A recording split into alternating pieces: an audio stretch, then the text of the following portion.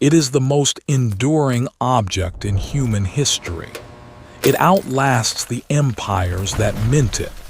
It survives buried in the earth for millennia. It is a disc of base metal, stamped with the face of a sovereign, given an arbitrary value by the collective faith of a nation. Money, cold, hard cash. In an age of digital transactions and invisible crypto ledgers, the coin remains the ultimate physical fail-safe. It is the tangible weight of the economy in your pocket. But before it reaches your hand, it must survive a birth of immense violence. It must be rolled, punched, annealed, washed, and struck with tons of force. It is a process where heavy industry meets high-security art. Welcome to the Mint, a facility that operates with the precision of a Swiss watch and the security of a nuclear silo. Here, billions of dollars are manufactured every year. We are about to witness the creation of value from scratch. You do not simply walk into a mint. This is a sovereign facility. The security protocols here are federal law. Every ounce of metal that enters and every glimmering disc that leaves is accounted for down to the milligram. To make money, you need metal, incredible amounts of it. The mint consumes copper, nickel, and zinc by the boatload. But they don't arrive as ingots. They arrive as leviathans. This is the jumbo coil. It is a continuous ribbon of alloy, thousands of feet long, weighing nearly 45,000 pounds. This single roll contains enough surface area to mint 500,000 quarters. Look closely at the cross-section. This is not a solid block of silver or gold. Modern coinage is a feat of material science called clad construction. For higher denomination coins like quarters and dimes, we use a metallurgical sandwich. The core is pure copper.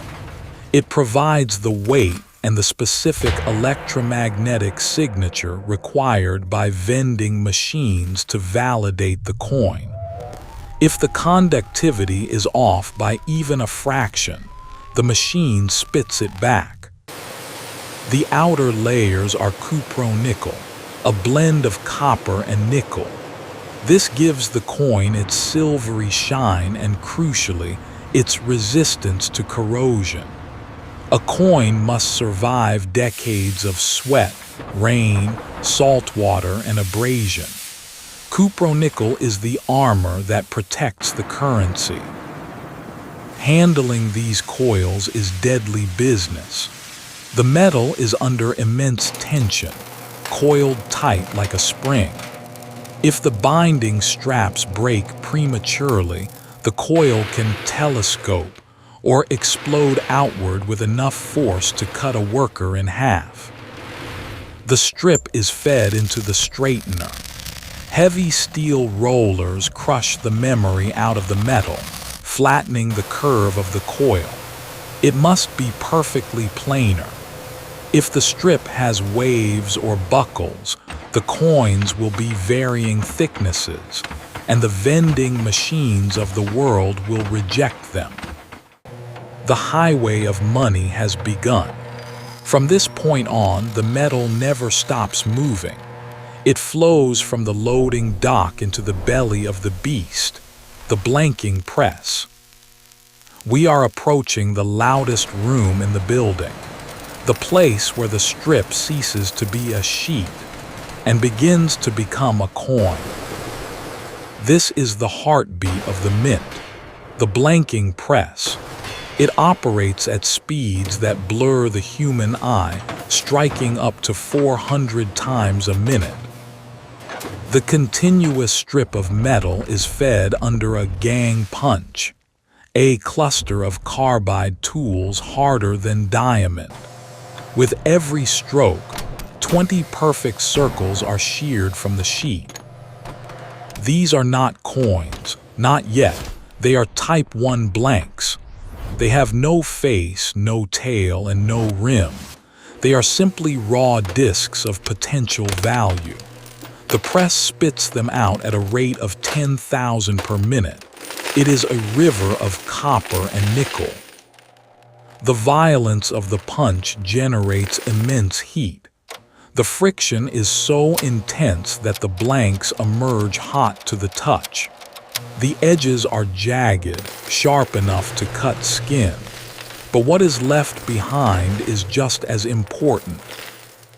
Exiting the rear of the machine is the webbing, the skeleton of the coil.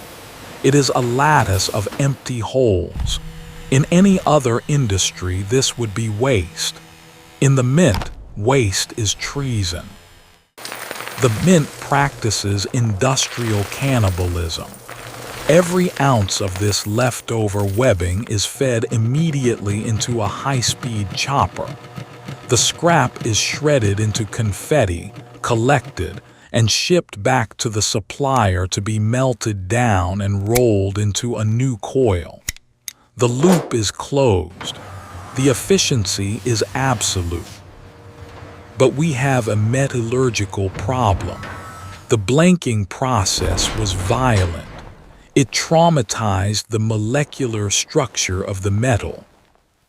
This is called work hardening. The impact of the punch has locked the grain structure of the alloy. The blanks are now brittle and hard. If we tried to stamp a face onto them right now, the steel dies would shatter, or the image would never transfer. To fix this, we must erase the metal's memory. We must relax it. We must anneal it. The blanks are fed into a rotary annealing furnace. It is a slow, spiraling journey through a gas-fired inferno. For 45 minutes, the coins bake at temperatures reaching 1,400 degrees Fahrenheit. This heat at energy allows the stressed atoms to unclench. The crystal lattice realigns. The metal becomes soft and malleable again. At the end of the tunnel, they are quenched. They plunge into a liquid bath to lock in their new, softer state. But the heat has left scars. The blanks emerge discolored, stained with oxidation and copper salts. They look like dirty pirate treasure. They cannot be minted dirty. The next stop is the wash house. The blanks are loaded into massive stainless steel tumblers. They are tumbled with a cocktail of cleaning agents, acid pickling solutions, and burnishing media. Tiny steel balls that act like thousands of scrubbing brushes. For hours, they grind against each other. The acid eats away the oxidation. The steel balls polish the surface. The friction smooths out the sharp, jagged edges left by the blanking press. They emerge transformed. Dried by hot air blowers, they are now Type 2 blanks. They are clean, soft, and shiny. But they are still just flat discs. Before they can be stamped, they need a border. They need an upset. A coin is not just a flat piece of metal. It has a raised rim, a protective border that prevents the face of the president from wearing away when the coin slides across a table. To create this rim, we use the upsetting mill. The machine forces the blank through a groove that is slightly too narrow. It is a squeeze play. As the blank is crushed through the gap, the metal has nowhere to go but up. The edge of the coin is compressed and thickened, creating a raised lip. This upset rim serves two purposes. It protects the artwork, and it allows the coins to stack perfectly in those satisfying, neat towers you see at the bank. The blanks are finished. They are soft, clean, and rimmed. Now they are ready to meet their maker. They are ready for the strike. We enter the coining floor. This is the holy of holies. Here, dozens of presses run 24 hours a day, turning blanks into legal tender. The process is faster than the eye can see. Mechanical fingers slide a blank into the coining chamber. It rests on the bottom die, usually the tail side. Simultaneously, a steel collar drops down around the blank. This collar acts as a mold for the edge. If the coin is a quarter or dime, the collar has grooves that will form the reeds, the ridges on the rim. Then the hammer die descends. Driven by hydraulic toggles, it strikes the blank with 35 tons of force. Under this immense pressure, the solid metal behaves like a liquid. It flows into every microscopic crevice of the dies. In a single instant, the blank is squeezed, imprinted, and rimmed. The die retracts. The finished coin, shiny, sharp, and hot from the friction of creation, is ejected. It is no longer a blank. It is now money. It has value. But mistakes happen. Sometimes a blank is bent, or a scrap of webbing falls into the mix. To catch them, the coins pass over the riddle, a vibrating screen with holes sized perfectly for the specific denomination.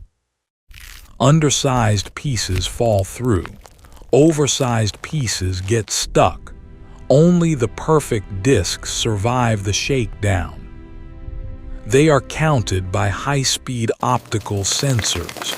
The mint must balance its books to the penny. If the count is off, nobody goes home. The coins are channeled into ballistic bags, heavy-duty Kevlar-reinforced sacks designed to hold immense weight without bursting.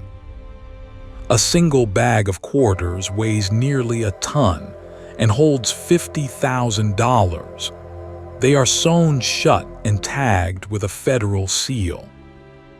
This is the densest form of wealth on earth. A pallet of $100 bills is light enough to carry. A pallet of quarters requires heavy machinery. They wait here in the vault for the call from the Federal Reserve. When the economy needs liquidity, when the holiday shopping season peaks, these armored doors open. They will travel to Federal Reserve banks, then to commercial banks, and finally into cash registers, vending machines, and pockets across the nation. Some will be lost, some will be melted down, but some will survive for centuries, long after the hands that minted them are dust. They are the tiny, metallic monuments of our civilization. Proof that in a digital world, we still trust in the weight of cold, hard metal.